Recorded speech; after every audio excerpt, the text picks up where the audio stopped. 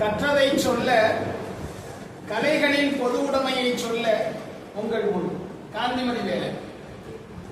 கலையே உருவாக, தலையே கருவாக, தலையா தலையோடு, நிலையே அன்பென, நினைத்தால் சுகந்தமாய், நித்தமும் நிறைக்கும் நிகரற்ற மனமே, பாப்பாக்குடி தந்த பாரதியே, பைந்தமிழ் இயக்கும் சாரதியே, கவியரங்க கலைஞரே, நின்னை வணங்குதலே தமிழ் வணக்கம் எனக்கும் ஏன் நமக்கும்.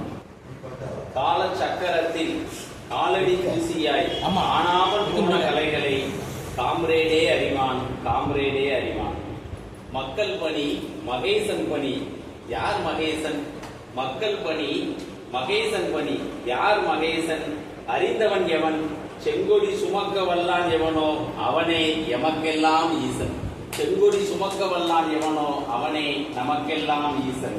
பொழுது மங்கியதை புலர்ந்த இருட்டு சொல்லிட பறையோசை ஒன்று செவிப்பறை எட்டியது.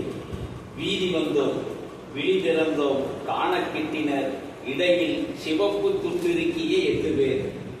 அடித்த வரை இடித்து சொல்லியது ஆழ்வோர் அடித்த பூத்தை அன்னாடி. ஆழ்வோர் அடித்த பூத்தை அன்னாடி. தெருவிளக்கு பம்மிய போதும்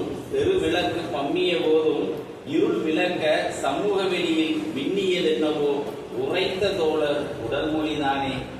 காம்ரேடுகள் தான் அக்காலத்தில் கண்ணியர் தேர்வு. ஊரை நலமாக்க உழைப்பவனே உற்ற துணைவன் அவர்தம் உள்ளங்களில் அன்று. தேடி வந்த தெருமுனை நாடகங்களால் வசந்தம் கொண்டன வாடி நின்ற மனங்கள். கலைஞ நிற்போர் கரம் பற்றி கருத்துரைக்கும் தோழர் கலை தோலுரித்தது ஆள்வோரின் அன்றைய நிலை. முதலாளி வர்க்கம் உண்டுகிற போதெல்லாம் ஆலை உடப்பில் தோழர்கள் கட்டிய கூட்டில் தானே காணாமல் போயின ஆதிக்க உணர்வு. பசியை சொல்ல ஒரு பாவை கூத்து, உழைப்பின் சுரண்டலை உணர்த்திட ஓரங்க நாடகம், உரிமைகள் காத்திட எளியோர்க்கெனவே இயற்றிய பாடல்கள். எத்தனை கலை வடிவம், இத்தனை மாந்தர் காத்திட எத்தனை கலை வடிவம்.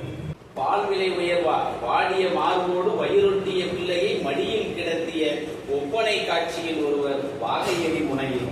ஆதிக்க நாட்டினர் ஆயுதம் கொண்டு சிதைத்த நிலையுணர்ந்த அங்காடி அருகே ஆடை தோய்ந்த இரத்தக்கரையுடன் ஆடிப்பாடி அழுது புலம்பிய தோழரின் நிலை காட்சி இன்னும் என் மனக்கண்ணில்.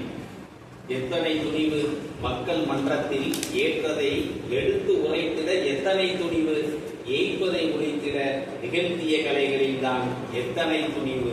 கண்ணீர் துடைத்திடும் கைவிரல் ஒன்று காண கிடைத்தது ஓவியமாய். பார்த்தோரெல்லாம் விரலுக்கு உருவம் தந்தனர் தமது விருப்பங்களில். பாப்பா குடியார் முத்தமிழ் அறிஞர் என்றார். பட்டுக்கோட்டையார் விரல் என்றார் வண்ணமுத்து தோழர். அது பட்டுக்கோட்டையாரின் விரல் என்றார் வண்ணமுத்து தோழர்.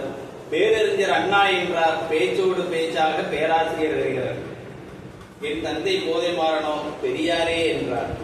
என் தம்பி சேதுபாலா தன் தலைவர் ரஜினிகாந்த் என்றார். நெருப்பு விழிகளாரோ கருப்பு மனிதர் காமராசு என்றார். பிரபு அண்ணனிடம் கேட்டேன், புதிதாக வந்த அண்ணிதான் அது என்று அடித்து சொன்னார். பிரபு அண்ணனிடம் கேட்டேன், புதிதாக வந்த அண்ணிதான் அதுவென்று அடித்து சொன்னார். ஓகா ஐயாவிடம் கேட்க நேக்கா பதில் சொன்னார், அவ்விரல் எனதே. தோழர்களே சொல்வேன் கேளீர், விழி அழுவதை பொறுக்காத விரல் எதுவாயினும் அதன் உடல்தானே பொது உடைமை. அப்பொது உடைமை வெல்லும் பொது உடைமை. விழிப்புணர்வு கலையால் வெல்லும் பொது உடைமை என்று சொல்லி வாய்ப்பிற்கு நன்றி கூறி விடைபெறுகிறேன்.